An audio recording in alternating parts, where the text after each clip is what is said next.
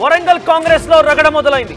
MLC Baswaraju సారయ్యకి కొండా మురళికి మధ్య వాగ్వాదం చోటు చేసుకుంది. ఏకంగా కొండా మురళి బస్వరాజు సారయ్యకి వార్నింగ్ ఇచ్చారు. బీసీ నాయకుడు అయ్యుండి బీసీలకు అన్యాయం చేస్తావా? ఇలాంటి పనులు మానుకోకపోతే అధిష్టానంకు ఫిర్యాదు చేస్తాను. నువ్వు పార్టీ పరంగా వేరే పార్టీలో గెలిచి ఇటు మా పార్టీలోకి వచ్చావంటూ కూడా కాంగ్రెస్ లోకి వచ్చావంటూ కూడా కొండా మురళి వార్నింగ్ ఇచ్చారు. దమ్ముంటే రాజీనామా చేసి మళ్ళీ గెలువంటూ బస్వరాజు సారయ్యకి వార్నింగ్ ఇచ్చారు కొండా మురళి. ఇక పోచమ్మ మైదాన్, వరంగల్లోని పోచమ్మ మైదాన్లో ఉన్నటువంటి కొన్ని పాన్ డబ్బాలను తొలగించేటువంటి కార్యక్రమంలో బస్వరాజు సారయ్య ఉన్నట్టుగా ఆరోపించారు. అయితే ఆ బస్వరాజు సారయ్య కారణంగానే పాన్ డబ్బాలు తొలగించారు కాబట్టి కొండా మురళి ఎక్కడికి వచ్చి 40 ఏళ్లుగా ఉన్నటువంటి ఆ పాన్ డబ్బాలు తొలగించాల్సిన అవసరం ఏమొచ్చింది? దమ్ముంటే రాజీనామా చేయి, నీ యొక్క పెత్తనం ఇక్కడ చెల్లదు, కొండా మురళి వరంగల్ అడ్డా అన్నట్టుగా ఆయన మాట్లాడుకొచ్చారు. ఇక కొండా మురళి ఆ యొక్క పరిసర ప్రాంతాన్ని పరిశీలించారు. తదనంతరం ఇప్పుడు నాదే హవా అంటూ కూడా ఆయన మాట్లాడుకొచ్చారు. ఇక్కడే ఉండండి, ఎవడొచ్చినా చూసుకుంటా అంటూ పాన్ డబ్బాకు సంబంధించినటువంటి ఆ చిరు వ్యాపారులకి ధైర్యం చెప్పారు కొండా మురళి. ఒకసారి కొండా మురళి ఈ ఘటన స్థలం నుంచి అక్కడ పాన్ డబ్బాకు సంబంధించినటువంటి వారితో మాట్లాడిన తర్వాత ఏం మాట్లాడారో చూద్దాం. ఇక్కడ ఈ నియోజకవర్గంలో కొండా సురేష్ గారు మంత్రిగా ఉన్నారు. మరి అలాంటి పరిస్థితుల్లో మీద వాళ్ళకి ఎక్కడ కూడా అన్యాయం జరగద్దని నిజంగా కూడా మెయిన్ రోడ్ మీద కూడా లేవు, పక్క సందులో ఉన్నాయి. మరి ఒక బీసీ నాయకుడు వేయిండు కూడా మరి ఇలా కులగొట్టించుడు కరెక్టే కాదు. ఆయన కరెక్ట్ ఉండేది ఉంటే 4 పోషాబులు ఇంకెక్కువ కట్టించి ఆయన పక్క పెట్టుకోమనండి. నేను కట్టిస్తున్నా కదా, అలాగే కట్టియానండి.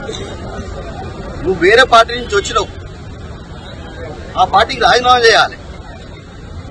ఎందుకంటే మనం బీసీలో మనకు ఒక ఆత్మగౌరవం ఉంది. దాన్ని దృష్టిలో పెట్టుకొని నేను ఆ రోజు భారతదేశంలో ఎవరు యునానిమస్ గానే మరి ఎమ్మెల్సీగా రాజ్యసభ ఎమ్మెల్సీగా నేను ఎన్నికైనప్పుడు నిజంగా కూడా అందరూ ఆశ్చర్యపడ్డారు, ఎలా అయిండు అని. ఎవరు నామినేషన్ కూడా వేయలే, ఏ పార్టీ వేయలే, బీజేపీ వాళ్ళు వేయలే, తెలుగుదేశం వాళ్ళు వేయలే. ఎందుకంటే కొండపూర్లు అటువంటి ఉంటే న్యాయం జరుగుతుంది అని. ఈరోజు నువ్వు నామినేటెడ్ పోస్ట్ తీసుకొని వీటికి వచ్చి కాంగ్రెస్ వాళ్ళని ఇబ్బంది పెడితే, ఒక బీదలను ఇబ్బంది పెడితే మాత్రం చూస్తూ ఊరుతాం.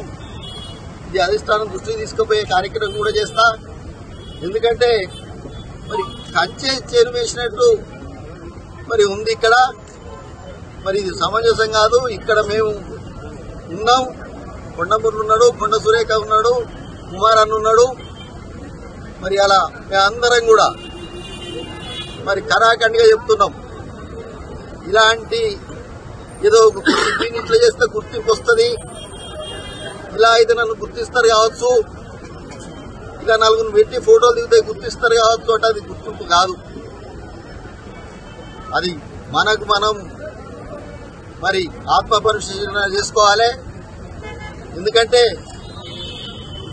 మరి ఈరోజు ఇప్పటికే మనం కింది స్థానం మరి ఇచ్చే కార్యక్రమం కూడా తొందరనే చేయడం జరుగుతుంది.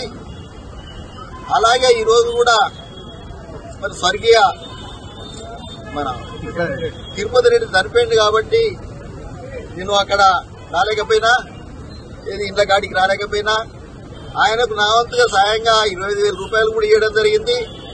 అలాగే వాళ్ళ కుటుంబానికి కూడా మీ పక్క ఒక ఇల్లు కూడా ఇచ్చే కార్యక్రమం కూడా చేస్తా అని చెప్పడం జరిగింది. మీ అన్న లెక్క నేను ఉంటా చెల్లి అని ఆమెకు భరోసా కూడా చేయడం జరిగింది. ఇలా ప్రెస్ వాళ్ళకి అది కూడా కట్టి ఆఫీసు కూడా కట్టేయడం జరిగింది. ఇలా ఒకటే మాట చెప్తున్నా, మేము బీదల కోసం పనిచేస్తాం.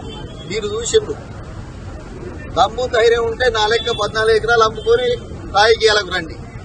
ఆడ అమ్ముకున్నా, నేను అమ్ముకొని నేను రాజకీయాలకు వచ్చిన. ఎవరినో బెదిరించో ఎవరినో అదిరించో రాలే. రాజకీయాలలో ఈరోజు నిబద్ధత అనేది కనీసం మానవ ఉంచాన నేర్చుకోవాల్సిన బాధ్యత ఉన్నది. 10 ఏళ్ళ ఆయన వెనుకబడి ఉన్నావు, గుడిసెను కుడితే ముంగడికి వస్తావా? రాలేవు కదా. ఈ సొంత తమ్ముడే ఇలా వ్యతిరేకిస్తుండు. ఎందుకు?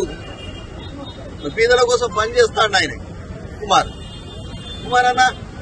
ఇలా ఆనందపడతాడు. మళ్ళా వాళ్ళకు మనం పేమెంట్ ఇచ్చి అది చేస్తే. దయచేసి ఇంకో తప్ప ఎవరైనా మరి కాంగ్రెస్ పార్టీకి రావాలనుకున్న వాళ్ళు, బయట పార్టీలో నామినేటెడ్ పోస్ట్ ఉన్నోళ్ళు రాజీనామా చేయాలి. చేస్తేనే మనకి ఇద్దరు ఉంటుంది.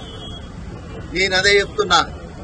మాది శ్రీకృష్ణదేవరాయ వంశం, మాట తప్ప. స్వామి కూడా అదే అన్నాడు. ఏంది మురళి యునానిమస్ అయినాక నువ్వు రాజీనామా చేస్తున్నావు, ఇది పోటెంత అవుతుంది కదా అన్నాడు. అన్న నేను ఆ పని చేయలేను అని చెప్పిరా. అంటే బీసీలలో నువ్వు మొగోనివే అన్నాడు.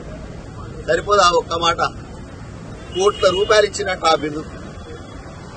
దయచేసి మీరందరూ కూడా పత్రికా విలేకరులు ఇటువంటి అన్యాయాలు జరిగినప్పుడు దయచేసి మీరు ముందు స్పందించవలసిన అవసరం ఉన్నది. మరి మీరందరూ కూడా స్పందిస్తేనే, పత్రికా విలేకరులు స్పందిస్తేనే మాకు తెలుస్తాయి. ఎవరికో భయపడవలసిన అవసరం లేదు. మేమున్నాం వెనుక. కంపల్సరిగా మరి బీదలకు ఇక్కడ అండగుండే కార్యక్రమం చేస్తాం. ఇలా స్లమ్ ఏరియాలలో కూడా మళ్ళా 5 కోట్లు పెట్టి రోడ్డు ఓపిస్తున్నాం. స్లమ్ ఏరియాలలో కూడా ఇంటి కట్టించే కార్యక్రమం చేస్తాం. వెనుకనే ముస్లింలు చూడడం జరిగింది.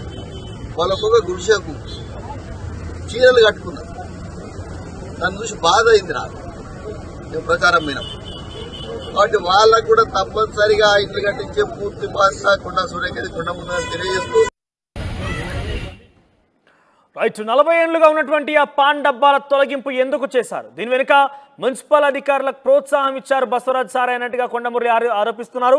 ఏకంగా ఇతర పార్టీలో నుంచి గెలిచొచ్చిన వారు, నామినేట్ పదవులు అనుభవించిన వారు తమ పార్టీలోకి వచ్చినప్పుడు రాజీనామా చేయాలి, అది గొప్పతనంగా ఉంటుంది. కానీ ఈ రకంగా పాన్ డబ్బాలు కూల్చేసి కొండా మురళి, కొండా సురేఖ యొక్క రాజకీయ ప్రస్థానాన్ని తొలగించి కొంత పక్కకు నెట్టి నేను ముందుకు వెళ్తాననుకుంటారంతా కూడా కొంత అపహాస్యంగా ఉంది. సాధ్యమేనా అన్నట్టుగా ఆయన మాట్లాడుకొచ్చారు. ఒక స్ట్రాంగ్ వార్నింగ్ కూడా ఇచ్చారు బసవరాజు సారయ్యకి. ఎస్, మా ప్రతినిధి వెంకటరత్నం గారికి వెళ్దాం. ఎస్ వెంకటరత్నం, అసలు ఏం జరిగింది? బసవరాజు సారయ్య అక్కడ వరంగల్ తూర్పు నియోజకవర్గంలో ఆయన ఇన్వాల్వ్ కావడానికి గల కారణం ఏంటి? ముఖ్యంగా మున్సిపల్ అధికారులు కూల్చేస్తున్న సమయంలో మంత్రికి కానివ్వచ్చు, లేకుంటే స్థానిక అధికారులకి ఎటువంటి ఇన్ఫర్మేషన్ లేకుండానే కూలగొట్టడం జరిగిందా? ఇంతకీ బసవరాజు సారయ్య ఇన్వాల్వ్మెంట్ ఏంటి అక్కడ? ఏళ్లుగా పోచమ్మ మైదానంలో కొన్ని జీవనోపాధి చేసుకోవడానికి చిరు వ్యాపారులు కొన్ని డబ్బాలను ఏర్పాటు చేసుకున్నారు. అది కూడా ఫుట్పాత్ లాంటి పక్కన ఏర్పాటు చేసుకున్నారు. అది కూడా ఏంటంటే రాకపోకలకు కూడా ఎలాంటి అసౌకర్యం లేదు.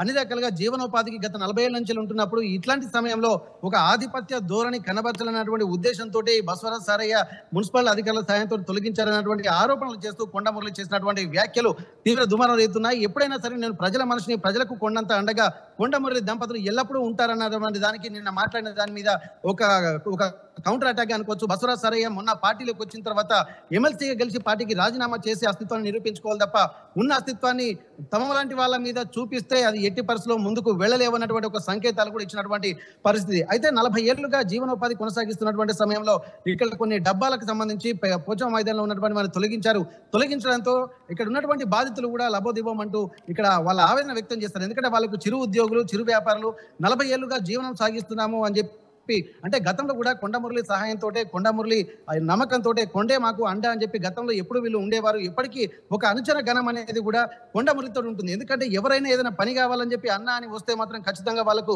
ఏదైనా సహాయం చేసే మనస్తత్వం తనది అని గతంలో ఎన్నోసార్లు చెప్పారు. నియోజకవర్గ ప్రజల కోసము, నా ఓటర్ల కోసము, అలాగే ఏదైనా చేయడానికి నేను సిద్ధంగా ఉంటా, దానికి ఎవరినైనా ఎదిరించేందుకు నేను సిద్ధంగా ఉన్నా అని చెప్పి గతంలో కూడా పలుమార్లు చెప్పారు. ఇక్కడ అస్తిత్వ పోరాటాన్ని దృష్టిలో పెట్టుకుని ఇక్కడ జరుగుతున్నటువంటి పోరాటంగా కూడా దీన్ని అభివర్ణించవచ్చు. ఎందుకంటే ఇక్కడ కొండా మురళి గతంలో కూడా ఒక క్రియేటివిటీ, ఒక గొప్ప అస్తిత్వం ఉన్నటువంటి వ్యక్తిగా తను తాను అభివర్ణించుకుంటున్నటువంటి సందర్భంలో గతంలో ఉన్నాయి. అలాగే ఆయన చేసినటువంటి పనులకు కూడా అంత ప్రాధాన్యత కూడా ఉంది. కొండా మురళి, కొండ దంపతులు అంటే ఒక ప్రత్యేకమైనటువంటి స్థానం వరంగల్ ప్రజల్లో ఖచ్చితంగా కలుగుతుంది. ఎందుకంటే గతంలో కూడా ఇక్కడ ఎవరి అస్తిత్వాన్ని కూడా, ఎవరి ప్రాధాన్యతను కూడా వీళ్ళు అంగీకరించేటువంటి ప్రసక్తి లేదు. ఎందుకంటే మేము ఉన్న తర్వాత బసవరాజు సారయ్యకి ఎందుకు అడ్డంగా కనిపించాయి అంటే, గతంలో అనేక సార్లు ఎమ్మెల్యేగా ఉన్నారు, బీఆర్ఎస్ పార్టీ అధికారంలో ఉంది, తర్వాత ఇప్పుడు కాంగ్రెస్ పార్టీ అధికారంలోకి వచ్చింది. మున్సిపల్ అధికారులు ఏ రోజు కూడా నోటీసులు జారీ చేయలేదు, వాళ్ళకి ఇప్పుడు అడ్డంకిగా నిలబడలేదు. కానీ బసవరాజు సారయ్య ఎందుకు అడ్డంకిగా వచ్చి అధికారుల ప్రోద్బలంతో, అధికారుల ప్రోత్సాహంతో అక్కడికి వెళ్ళి కూల్చోవడం జరిగింది? అంటే ఆయనకు అడ్డంకిగా ఏం కనిపించిందని? అయితే ఇక్కడ మనకు ఏదైనా సరే కొన్ని ఆధిపత్య పోరు అనేది జరుగుతుంది. ఎందుకంటే ఇతని దగ్గరికి కొంచెం అనుచరగణం ఉంటారు, వాళ్ళ దగ్గర కొంత అనుచరగణం ఉంటారు. బసవరాజు సారయ్య కూడా వరంగల్ స్థానికుడు కాబట్టి గతంలో కూడా కాంగ్రెస్ పార్టీలోనే బీసీ సంక్షేమ శాఖ మంత్రిగా కూడా పనిచేశారు. తనకు కూడా ఒక క్రెడిబిలిటీ ఉంది. అంటే అంతకుముందు కొండా మురళి దంపతులు ఇప్పుడు వరంగల్ మన షాయంపేట నియోజకవర్గం నుంచి అంటే పరకాల నియోజకవర్గం నుంచి కూడా పోటీ చేసి అక్కడ నుండి ఎమ్మెల్యేగా అయినటువంటి వాళ్ళు. ఆధిపత్య ధోరణి సారించాలి అనుకున్నప్పుడు ఒకవేళ కనుక నిజంగానంటే ప్రత్యక్ష ఎన్నికలకు రావాలి, తలపడాలి, పోటాపోటీగా చేసుకోవాలి. కానీ ఒక సామాన్య మధ్యతరగతి వారు జీవనోపాధి కోసం పెట్టుకున్న స్టాల్ని తొలగించడంతో అంటే అక్కడ కొండా మురళి వారికి సపోర్ట్ ఇచ్చేవారా? కొండా మురళి యొక్క అనుచరులు కానీ కొండా మురళి యొక్క వెంట ఉండేటువంటి వారికి అక్కడ పాండాబా నడిపిస్తూ ఉండేవారా?